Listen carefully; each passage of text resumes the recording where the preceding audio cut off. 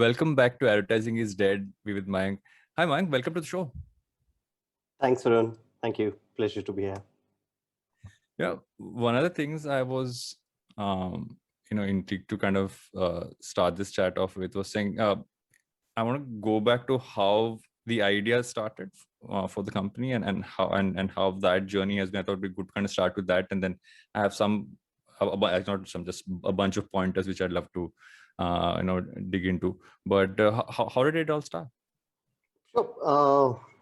Right. See, it all started towards the end of last year, where me, along with my co-founders, we were contemplating on various ideas, right? And we were in the middle of COVID, and we were looking for an idea which can really make an impact. Um, Looked at various industries and different spaces out there, and we saw that a lot of people, a lot of talent was being sort of unlocked because of the unfortunate situations. And we also realized that a lot of these companies, it's not that work is going to massively reduce. Rather, what we saw that companies will reinvent how they get the work done, because of the new ways, remote working coming into play and things like those. And then, one thing which you are looking at, what are the ways in which this talent gets connected to these companies, right? Other than hiring in-house, right? We look at a lot of marketplaces, there are like tons of them, but they're all open discovery-led marketplaces, right? They do not provide the quality support. They don't provide necessary tools for both the sides to, carry out work and, do the required transactions.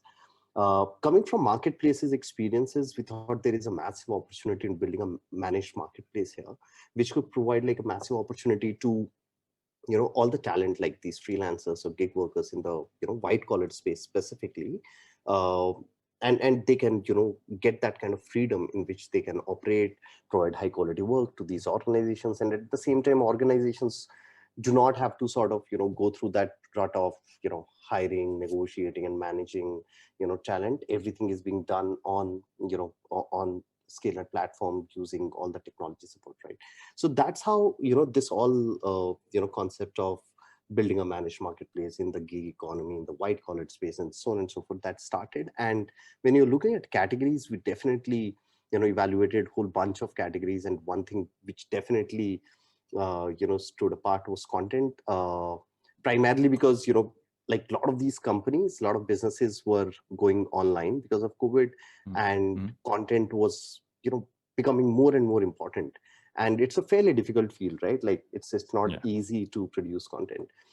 We said, okay, great, so let's pick this up. It seems to be a large unsolved space, and that's how we ventured into it. And currently, last 6 months of journey has been around solving some of the problems in the space. Uh, when you look at the last 6 months and the problems that you look to solve, right? What were things that you thought were actual problems that you were going in to solve, and what ended up being like, I would call them, I wouldn't call them surprise problems, but other problems which you actually saw coming at you. So, okay, we didn't think this would be an area of focus for us, Yeah. but this really has become, an area to build towards. What have those been like? Yeah. uh, I think couple of them.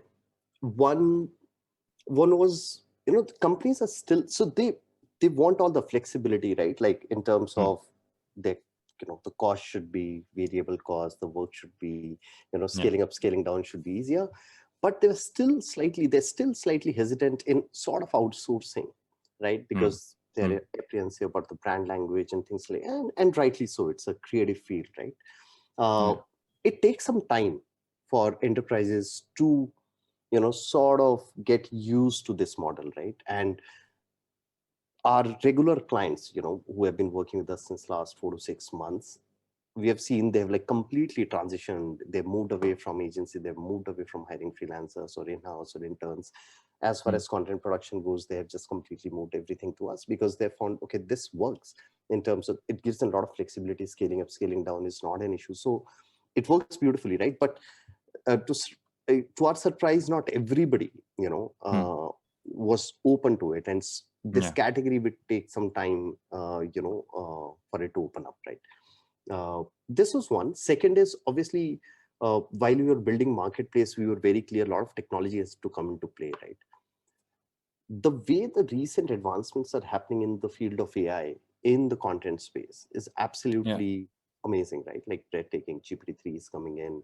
A lot of people are trying to figure out what will happen now, whether the, writers will get, will cease to exist, and it's just the AI which is going to be there. So that was another thing where we said, okay, how do we sort of leverage AI while we are building this marketplace, bring both of them together? So that was another surprise element, because the advancements were like far too fast here.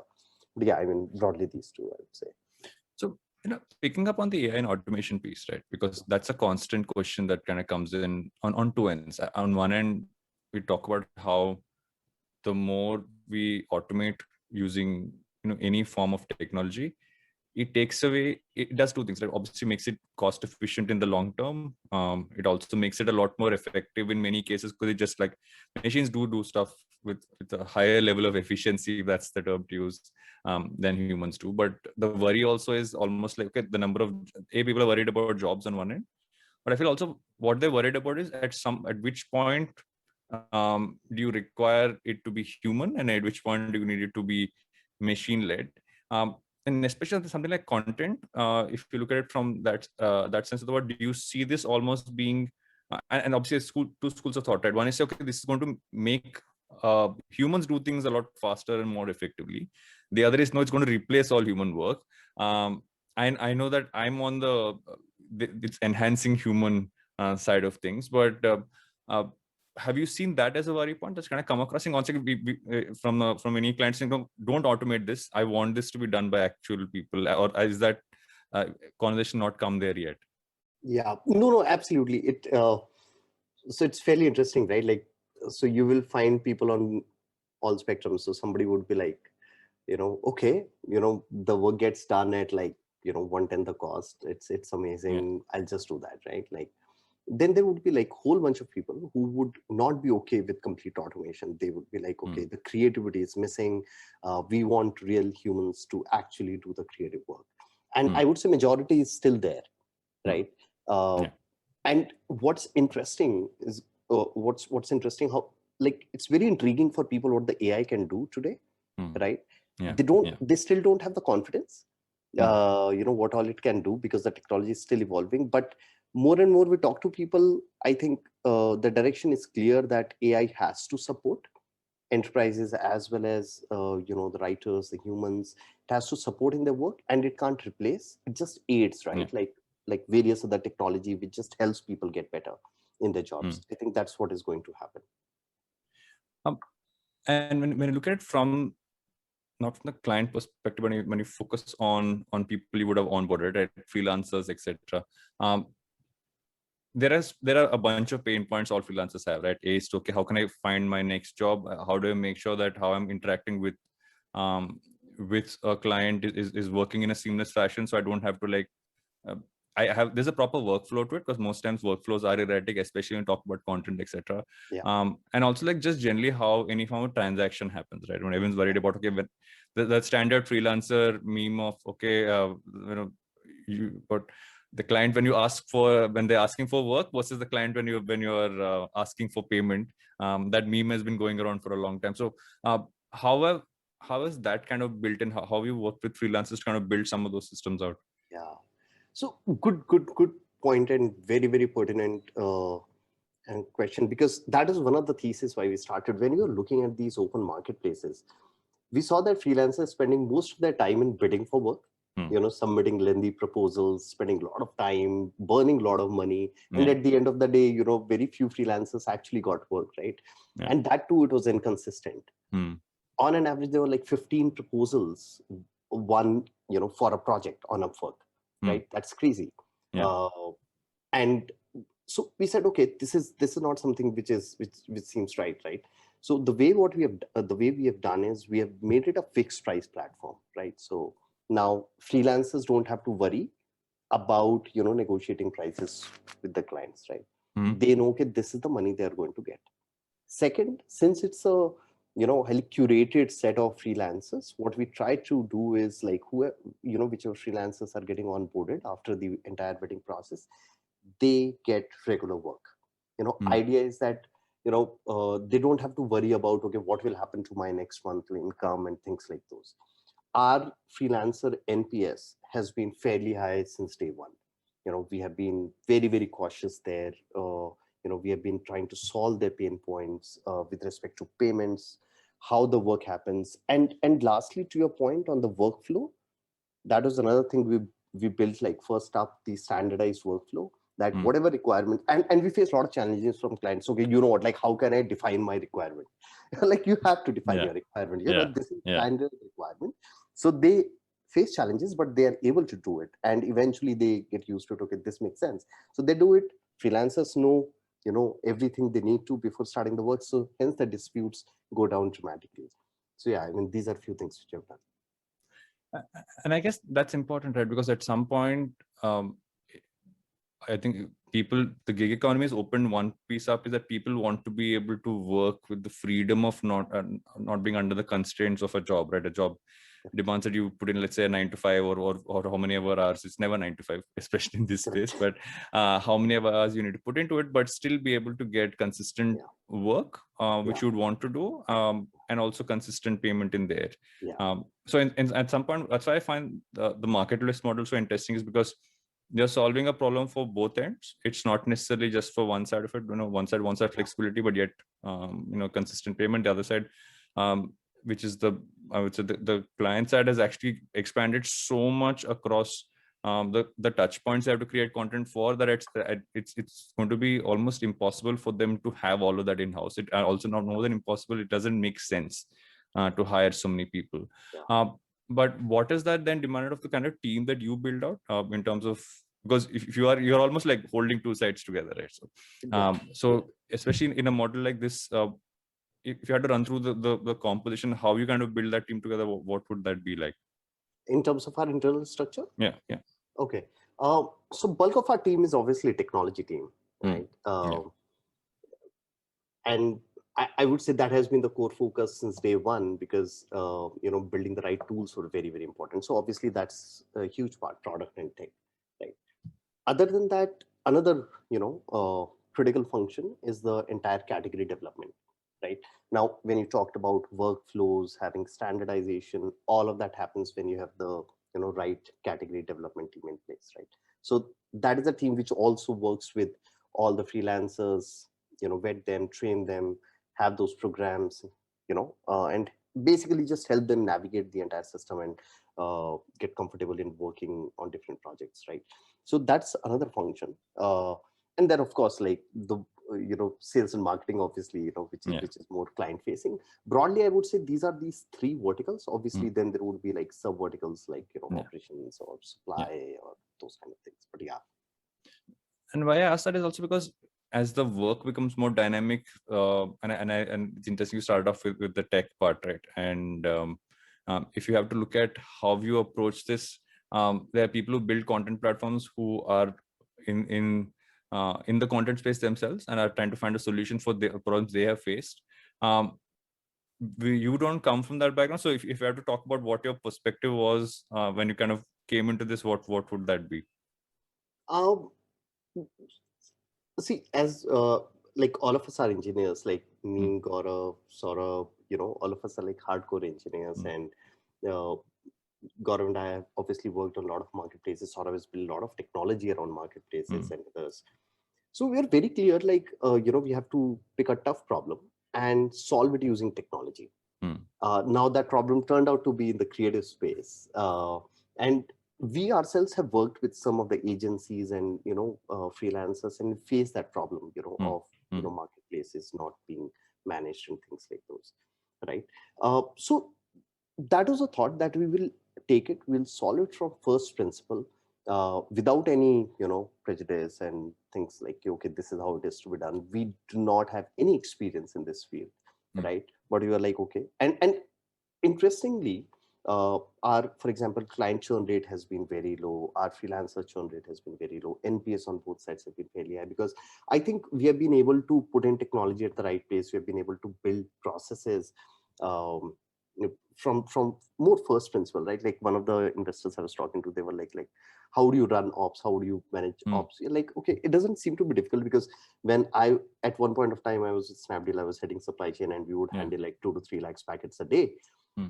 Like that packet would move from place A to B, and it would follow different path, Yeah. nodes, right? And ideally, a request, whether it is content or technology or anything, it has to follow the like similar sequence. The path could be different, and that's how we are building it out. So far, it has turning out to be like, all right, yeah. Yeah, you spoke about your past experience, right? Which elements of your past experience at Snapdeal and even before that have you kind of pulled into this and say, okay, obviously you've had a perspective from the other side. So okay, this is the problem which I faced from the client end of things.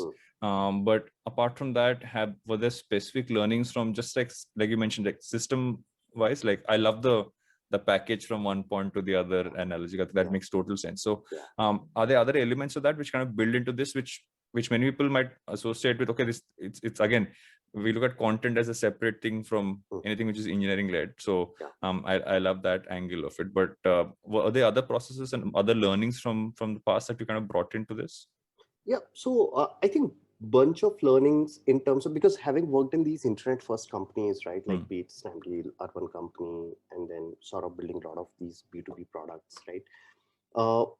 One thing was very clear that at these different processes, how do you build the right workflows and put in the right technology? That was one very important thing, and that's how we look at every new problem which comes in, right? Whether at scale, today, whatever solution you're putting in at scale, whether it will sustain or not, right? That perspective definitely helps, because we have seen like scale at different levels, right?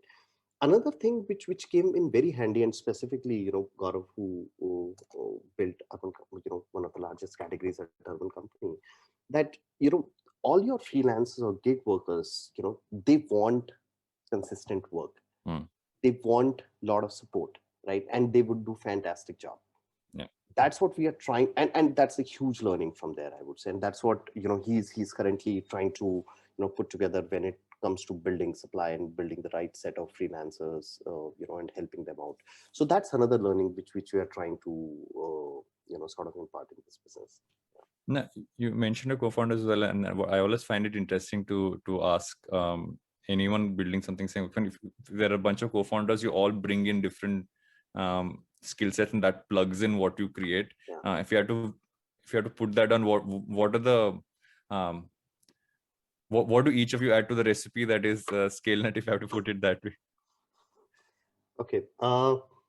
Right. So Saurabh, of course, like he comes with very deep product and tech experience. He's built a lot of B2B products. Extremely passionate guy, right? Super optimistic, right? So definitely he's always like, supercharged.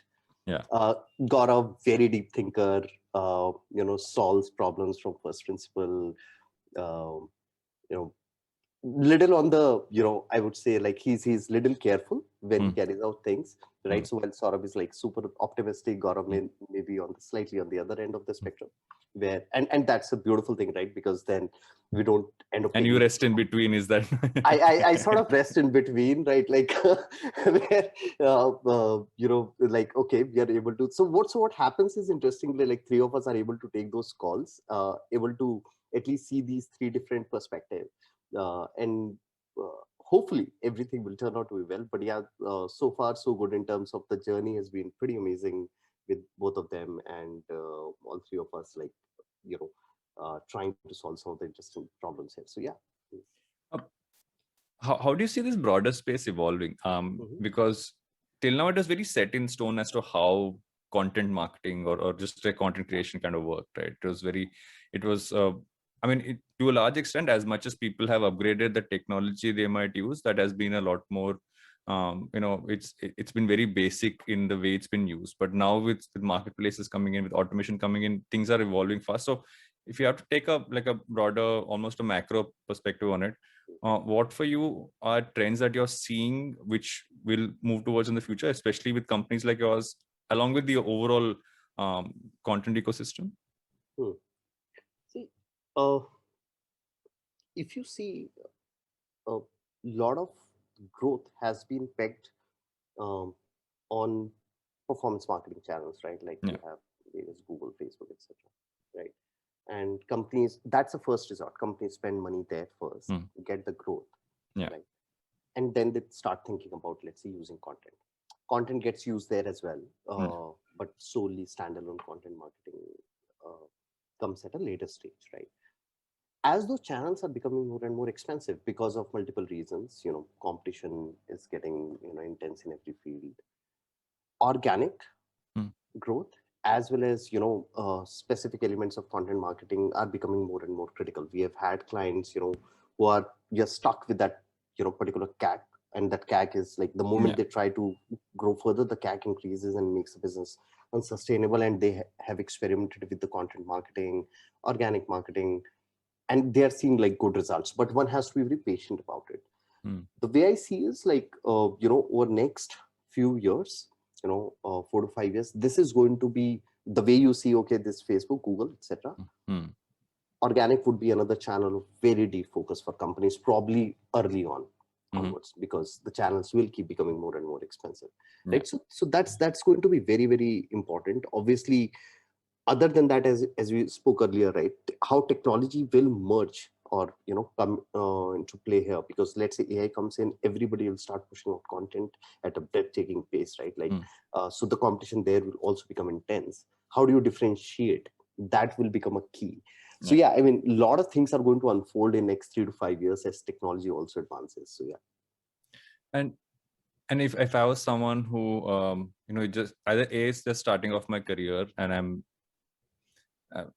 I have I personally have a deep issue with education being, as in many cases, as out of touch with what's happening in the world. But so I've learned some stuff in college, or I've just started my career off, and I'm seeing all of this happen, and I'm like, okay, what are the areas where I can grow? What are the areas I should focus on if I want to have a career in this new business space, right? Just like everything's kind of changed around. What are opportunities for people in terms of just from a career perspective, from where they could fit in into the whole ecosystem? Specifically to content or otherwise in general? You can give me a broader perspective as well, Yeah. just from your experience. No, if I talk about specifically India, Mm. right, I think we are in a golden era right now, right? The startup ecosystem is immensely powerful and getting better by the day, right? Yeah. Like we have a lot of foreign investors who are flocking the country. They're coming and investing in Indian startups. There are more unicorns which are getting produced like every Yeah. year. So Yeah. it's an amazing time, right? Like I have my relatives, like young kids, 20 or 25-year-old who are not in India. And then I keep pushing them, like, at least come and have a look, right? It's a beautiful time, right? Opportunities have opened in pretty much every space, right? Like if you talk about internet, right, from whether you want to do technology, whether you want to do operations, you want to do business development, sales, marketing, all of that is like, opened up. Even manufacturing for that matter, right? If you see, given the initiatives which government is taking and towards like making India as a manufacturing hub, even the opportunities there will open up like dramatically, so it's a very interesting phase, I would say. If I would say all the young people and people who are looking to start their career, in the initial phase, just experiment with few things, right? See where you sort of resonate the most. Opportunities are going to be everywhere. It's going to be very, very interesting phase for the and to and there's one set of people who I'm sure would want me to ask this question, saying how do you, as you move towards standardizing the input and output of what's being created in terms of content, how do you ensure that creativity is not like getting pushed out to this thing? So I think that's a worry from what I like to call the creative side of the business. They're all worried that the more tech, the more automation, the more engineers take over, rather, if I put it that way, will the creativity kind of go away? So what would your response be to that? Yeah. So typically, when let's say you want to produce certain content, you're putting down the brief, right? Now there the few things which are clear in your head, right? And then rest of the things have to be taken care of by content creator. Yeah. The kind of inputs we take only those inputs which are like absolute must. It's not that we go into like deep waters there, like saying that, okay, we need this, because then the creativity gets constrained. Yeah. Right. So we keep that slightly open-ended. We take the necessary building blocks, and then rest is up to the creator, how they come up with rest of the stuff. Obviously, then we have our own quality checks, etc., which have to and those checks to balance between creativity and what client wants. But yeah, I mean, that's how we try to look at this problem. Yeah. Okay. You know, towards the later of every episode, I try to kind of tap into a lot more about the guests rather than what they do. I thought I find it always fun to understand the other side of things, if I want to call it that. Is this what you set out to do when you started off your career? Was this one of the? Would you have thought that, okay, after X number of years, this is what I'll end up doing, or what was the idea when you started off? So I always wanted to be an entrepreneur, and when I started my career, I got placed with ITC. Very interesting, very nice organization. Really helped me get started. But after 3 years, I said, can't work. I left and started something. Didn't work. So that was a short stint, and then after that, I spent time only with startups, not my own, but worked with a couple of startups after that.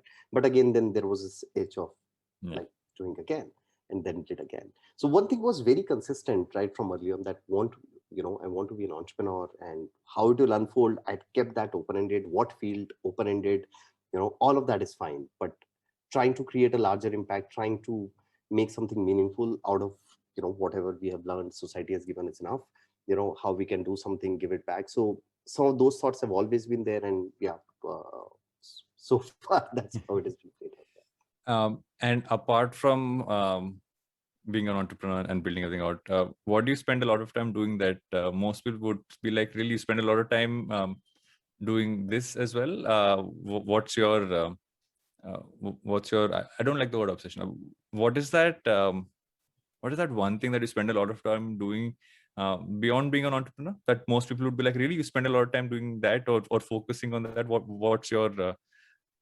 What's your favorite pastime, if I like to call it, if that's the right term to use?